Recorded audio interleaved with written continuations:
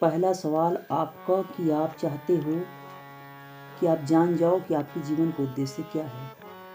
अच्छी बात है, पर कर्तव्य तो यही है कि आप गुरु वाक्य को, शास्त्र के वचन को अपने हृदय में धारण करो और जिस जगत को आप सच्चा समझते हैं, हम जिस जगत को सच्चा समझते हैं, इस जगत भ्रम से मुक्त हो जाए। यानी आत्म अभ्यास करें और शांत पद, जिसे हम शांति कहते हैं, आनंद कहते हैं, समाधि कहते हैं, उसको हम प्राप्त करें। तो दो बातें हुई, प्रथम तो गुरु की वाक्य, दूसरा शास्त्र कथन। और शास्त्र भी किसी कहते हैं, ये भी समझना होगा गुरु द्वारा प्रदत्त। अगर हमने सोच लिया कि इतिहास को शास्त्र कहते हैं, पूरे हमने इतिहास के शास्त्र पढ़ लिए, तो उसका वो अभिप्राय यहाँ पे नहीं है।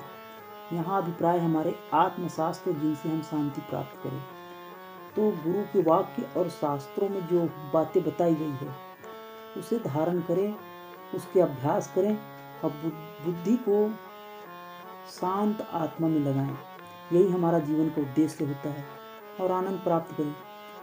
और जब हम शास्त्र और गुरु के वाक्य को दृढ़ अभ्यास करते हैं, तब हमें आत्मपद यानी आनंद प्राप्त होता है। अथवा बुद्धि में एक तीक्ष्ण अभ्यास हो या किसी जन्म का पुण्य प्राप्त हो, जिसके कारण कलंक हमारे पिछले संस्कार धुल जाए और हम कल्पना से रहित हो जाएं। कल्पना यही कि जगत हमें सच्चा भासता है, ये दुनिया हमें अच्छी लगती है और हमें अपने अंदर उतरने की एक कला आ जाए, तो ही हम समाधि में, शांति में, वैराग्य के कारण हम शांति प्राप्त कर सकते हैं। तो हमारे जीवन का उद्देश्य यही होना चाहिए कि हम अविनाशी पद को प्राप्त करें। ऐसे बहुतों ने प्राप्त किया है, लेकिन जब तक इच्छा है, इच्छा का ही कठोर रूप, इच्छा का ही मजबूती रूप वासना है।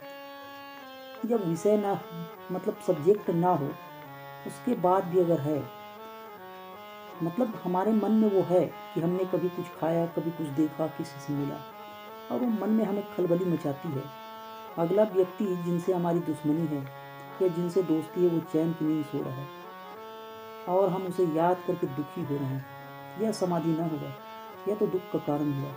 और ये वैराग्य से, ज्ञान से, गुरु कृपा से ही मिल सकती है और तभी हमें आनंद प्राप्त हो सकता है। तो बहुतों ने इसे प्राप्त किया है और श्रेष्ठ तो वही है जिन्होंने इस स्थिति को प्राप्त किया है। तो प्रथम तो समझते हैं कि इस स्थिति में कैसे जाएंगे हम, जिसे हम समाधि कहते हैं, मतलब मन हमारा सम रहे। उसके लिए हमें कुछ ही बातें ध्यान रखनी है। कुछ में सिर्फ इतना सा कि हमारा मन सम रहे। लेकिन दुनिया में हम इतने विचलित हैं, इतने फंसे हुए हैं कि मन इतना आसानी से सम नहीं रह सकता। और समाधि के लक्षण क्या है कि हम खाते पीते लेते देते सम रहें। जिस विषय को हम खा रहे हैं उसमें आसक्त न हो, जैसे जल में रहा कमल। तो प्रथम तो समाधि का लक्षण यही है कि व्युत्थान में, मतलब हम कार्य करते हुए भी सम रहें। अहंकार से लेकर, मतलब हमारी जो अहंकार है वो पंच तत्व गुणात्मक है, पांचों तत्वों के साथ जुड़ा हुआ है।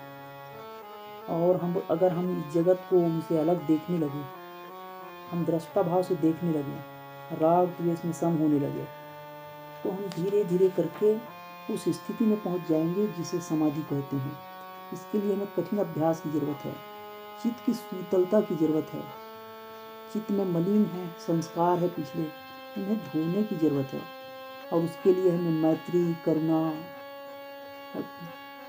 नीचे वालों के साथ करुणा, ऊपर वालों के साथ श्रद्धा और बीच वालों के साथ मैत्री, और बहुत से और गुण लाने होंगे।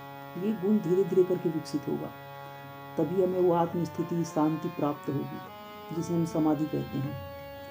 और जिसने भी प्राप्त किया है उनका मन सम होता है। अब इसके लिए जरूरी नहीं है कि घने जंगल में जाके बैठे, या इसके लिए अभी जरूरी नहीं है कि हम संसार में ही रहें।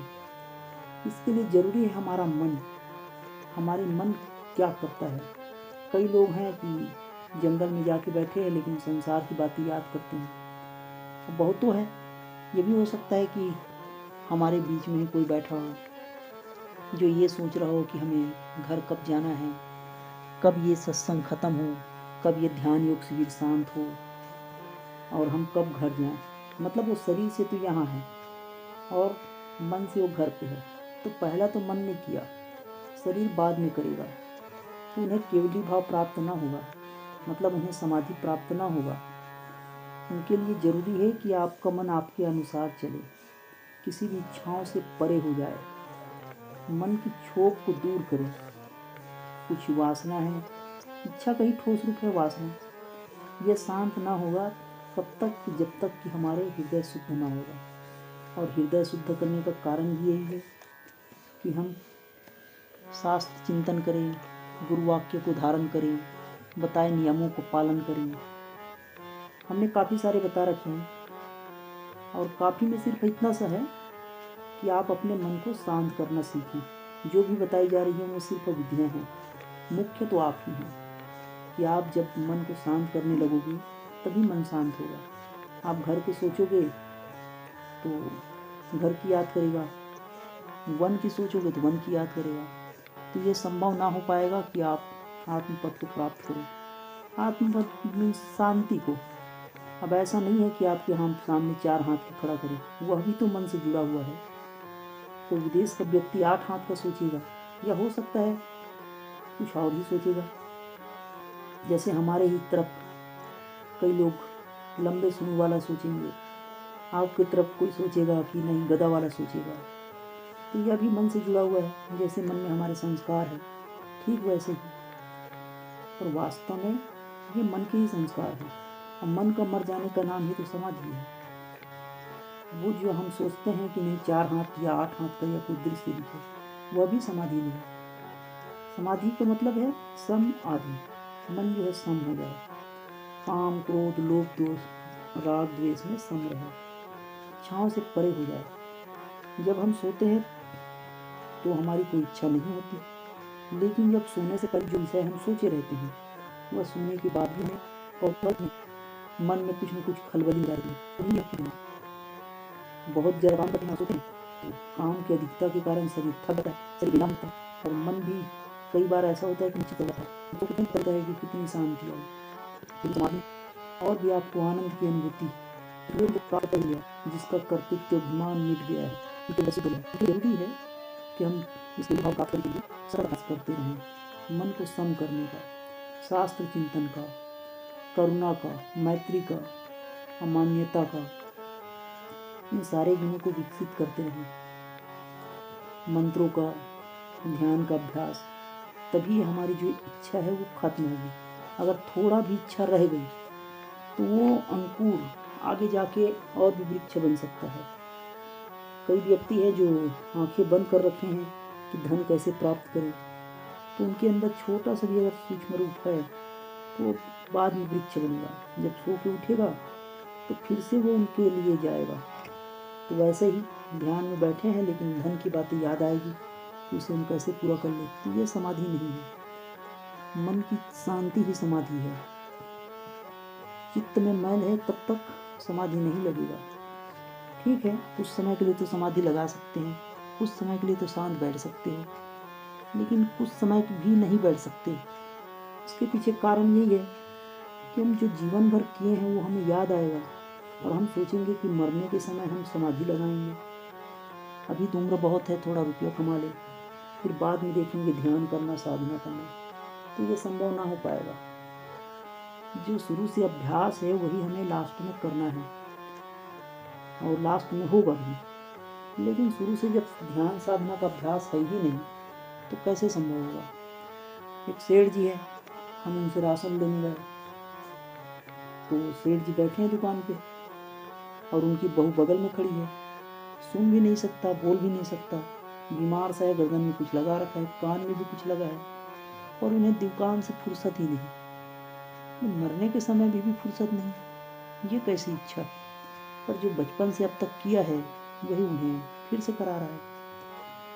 तो उन्हें उनकी बहू अगर कह भी रही थी कि आप बैठ जाओ पिताजी, वो नहीं मानने वाला और कभी मानेगा भी नहीं। बचपन से जो काम के लिए दौड़ रहा है वो कैसे भला अंत समय में ध्यान के लिए दौड़ेगा। जो अभ्यास है वही तो करेगा।